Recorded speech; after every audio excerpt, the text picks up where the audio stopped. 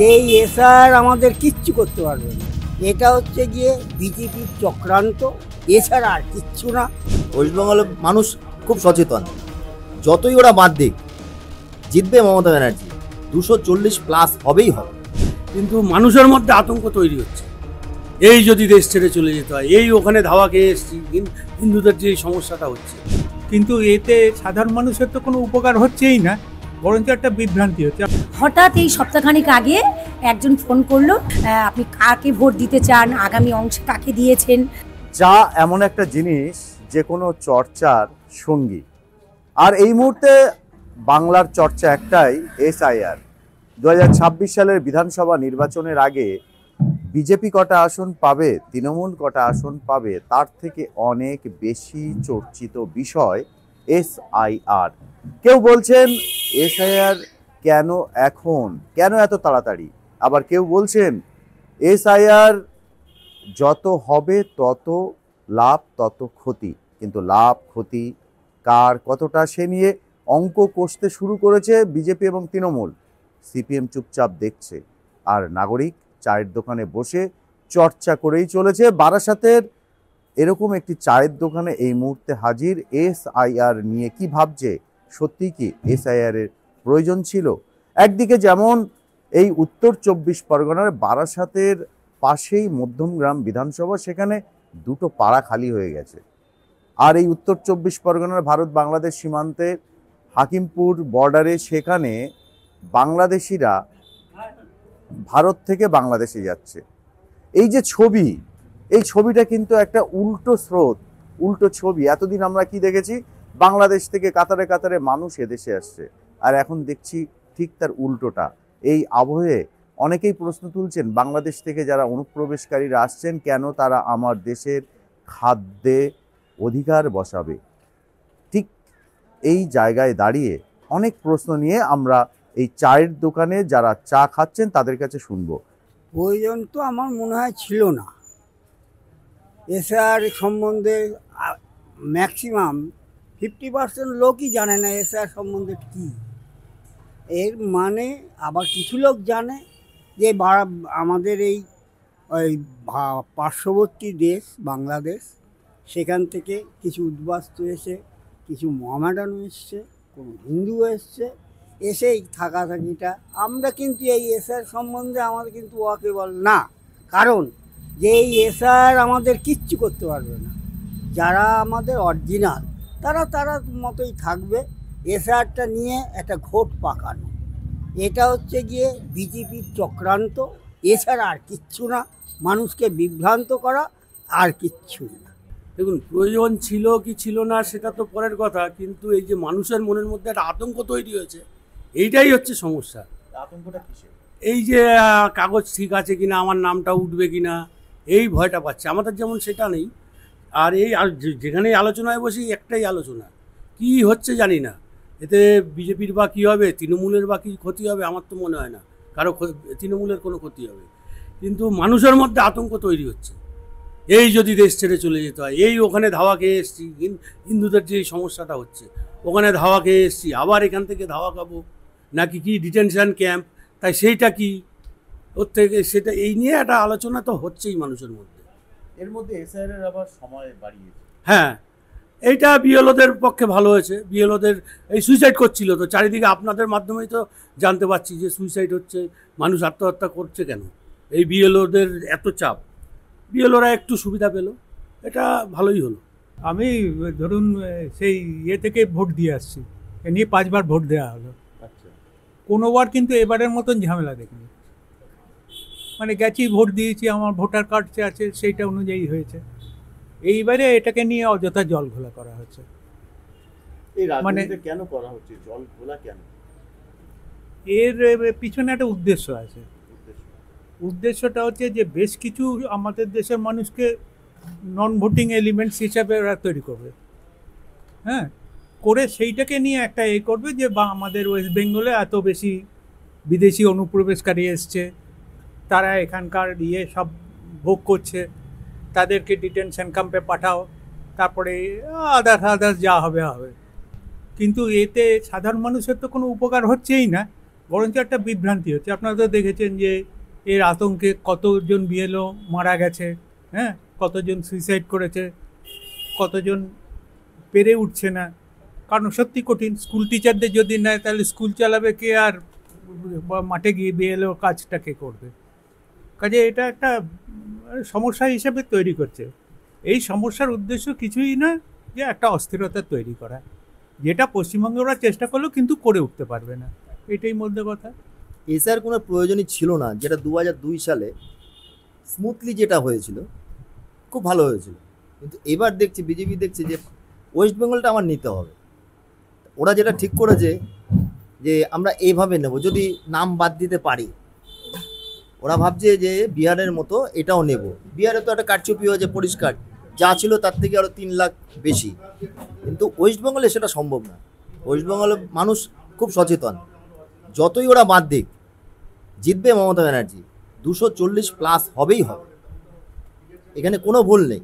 কিন্তু বিজেপি যেভাবে আতঙ্ক সৃষ্টি করছে, এই যে বিএলওরা অনেকে মারা যাচ্ছে, এমন চাপ দিচ্ছে, এই যে একটা আপডেট দিয়েছে, একটার পর একটা আপডেট দিয়ে যাচ্ছে, যেটা বিহারের ক্ষেত্রে হয়নি, কিন্তু যেটা ওয়েস্ট বেঙ্গলের ক্ষেত্রে হচ্ছে। এই আপডেট দিয়ে যাচ্ছে, আপনাকে পোর্টালে এটা তুলতে হবে, যেটা ছিল না। ওরা আরও আতঙ্কিত হয়ে যাচ্ছে, তাহলে আমি এই কাজটা করে আবার কখন তুলবো? এই যে সময়টা বাড়িয়েছে, এটা খুব ভালো জিনিস। সময়টা বাড়িয়েছে, মানুষের এখনও অনেকেই ফর্ম জমা দিতে পারেনি। যাদের আবার দেখবেন অনেকে 2002 সালে নাম ছিল, তার নাম নেই, আমাদের কাছে আসছে, এসে বলছে যে আমার তো 2002 সালে নাম ছিল, আমি দেখলাম ভোটার কার্ড থেকে থাকার কথা, তার নাম নেই। এরকম বেছে বেছে ওরা বাদ দিচ্ছে।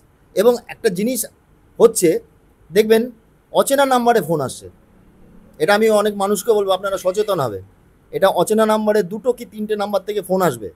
এই নাম্বার, হ্যাঁ আমারও এসেছিল, নাম বলছে যে আপনি এই পার্টে থাকেন, এই নাম্বার এই ওয়ার্ডে থাকেন, কিন্তু কাউন্সিলর যে নাম বলছে উনি ফট করে বলতে পারছে না, আমতা আমতা করছে।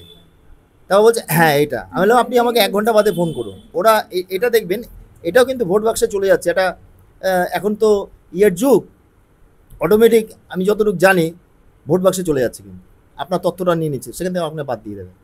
এই ছকটা ওরা করেছে, কোনো সংস্থা দিয়ে কাজগুলো করাচ্ছে বিজেপি। তবে যতই করুক, বাংলায় কিছু করতে পারবে না, এটা আমার দৃঢ় বিশ্বাস। 240 সিট পাবেই প্লাস। একটা বিষয়, 2002 সালে কিন্তু এই রাজ্যে এসআইআর হয়েছিল।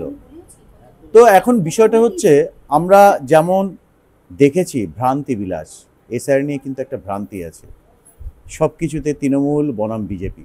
বাংলায় বিজেপির ক্ষমতা দখলের মতো সংগঠন থাক বা না থাক, বিষয়টা হলো এই বাংলায় যদি ক্ষমতা দখল করতে হয় তাহলে কিন্তু পঞ্চায়েত, তারপরে পৌরসভা, তারপরে বিধানসভা, লোকসভা। ঠিক এরকমভাবে আমরা যদি অতীতের যে ভোট রেজাল্টগুলো দেখি, ক্ষমতা দখলের যে সরণিটা দেখি, এরকমই। সেইখানে দাঁড়িয়ে ভোট এলে ওই বিজেপি বনাম তৃণমূল এসআইআরের সাথে সম্পর্কটা কী? এখানে যারা বললেন এসআইআর নিয়ে নানা রকম ধন্দ, তার ভিতরে বেশ কিছু বিষয় উঠে এলো। একটি হলো বিজেপি বনাম তৃণমূল। বিজেপি যদি ক্ষমতা দখল করে, তৃণমূল এই জায়গাটাতে অনেকটাই সফল, আর বিজেপি পিছিয়ে। প্রকৃত সত্যিটা এসআইআর সম্পর্কে মানুষের যে ধারণা, সেই ধারণা এখনো পর্যন্ত স্বচ্ছতা আসেনি। তার ভিতরে যুক্ত হয়েছে ফোন কল।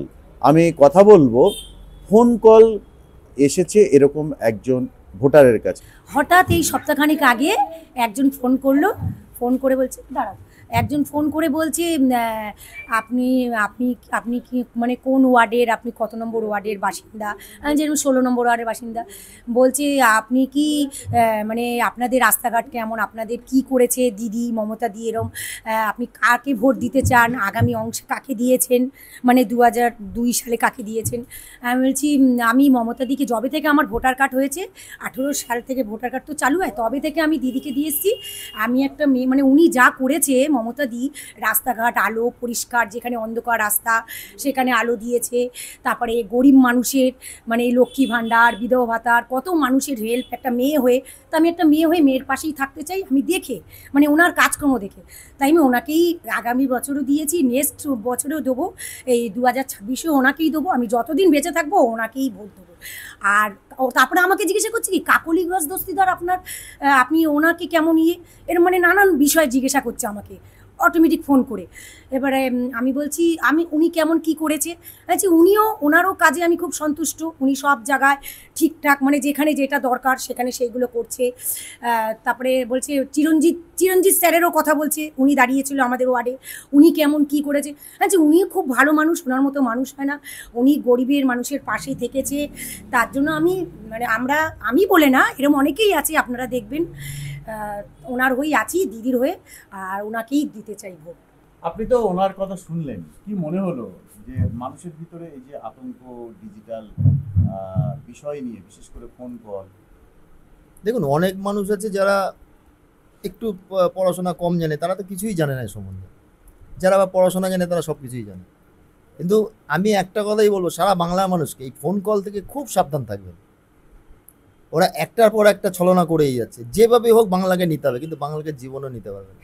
আমি এখানে লিখে দিতে পারি 240-র উপরে প্লাস হবেই হবে। আর ওদের তো সংগঠন নেই। ধরুন আমার পার্টির কথাই বলছি, আপনি তৃণমূল করেন? হ্যাঁ, আমার পার্টির কথাই বলছি। যেহেতু আমাদের বিএলওর সাথে বেরাতে হয়, আমাদের কাজটাও করতে হয়। ওদের যে রয়েছে, একদিন বেরিয়েছে, ও আমাকে বলছে তুই একটু বল নামটা কি করতে হবে। 3 লিখছে বড়, 2 লিখছে বড়, 3 লিখছে, এই হচ্ছে ওদের সংগঠন। ওদের কোনো সিস্টেমেটিক নেই, ওরা জানেও না। আর আমাদের এখানে 16 নম্বর ওয়ার্ডে আমাদের সাথে ওরা পারবে না জীবনে। একটা তৃণমূল কর্মী মানে ওদের 10টা বিজেপির কর্মী। আর এসআইআর নিয়ে তো আতঙ্ক সৃষ্টি করে কোনো লাভ হবে না। ওরা নির্বাচন কমিশন কিন্তু যতটা বাড়ছে কাজ চালিয়ে যাচ্ছে, কিন্তু হবে না। ও লাখ টাকা দিলেও হবে না।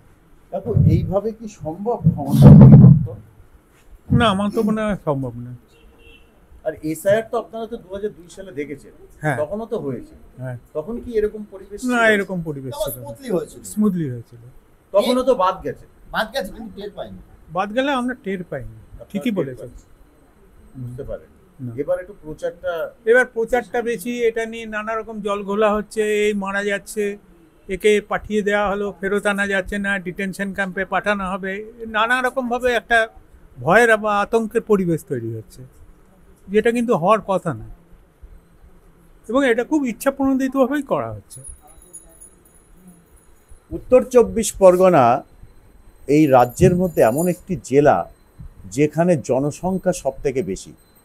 আর এই রাজ্যে সারা দেশের তুলনায় জনসংখ্যার বৃদ্ধির হারও বেশি। উত্তর 24 পরগনার বৃদ্ধির হার অনেকটাই এগিয়ে। এরকম একটা পরিস্থিতিতে এসআইআর অত্যন্ত কার্যকারী একটি বিষয়, এবং এবার যে প্রথম হচ্ছে তা নয়, এর আগেও হয়েছে। উদ্দেশ্য যারা অবৈধ ভোটার তাদের বাদ দেওয়া। 2002 সালে হয়েছে।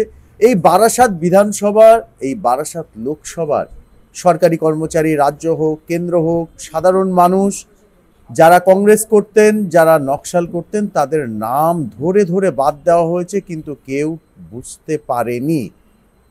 সচেতনতা যেমন একটা আছে, ঠিক তেমনি আছে সংবাদ মাধ্যম এবং গণমাধ্যমের একটা ভূমিকা।